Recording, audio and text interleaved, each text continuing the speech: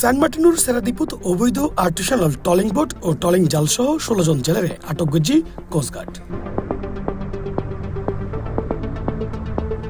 December 17 তারিখ বুধবার সকালে কোস্টগার্ড মিডিয়া কর্মকর্তা লেফটেন্যান্ট কমান্ডার সিয়ামুল হক এই তথ্য নিশ্চিত করেন।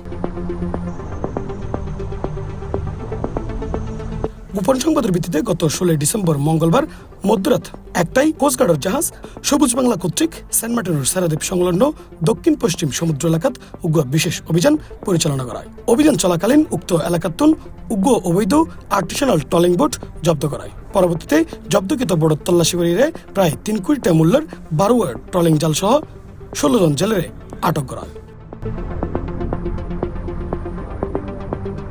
জব্দকৃত আর্টিসানাল ট্রলিং বোট ও আটককৃত জেলেওয়ালারে পরবর্তী আইনগত ব্যবস্থা গ্রহণের লাই টেকনাফ থানাত হস্তান্তর করা হয়। C+ চট্টগ্রাম।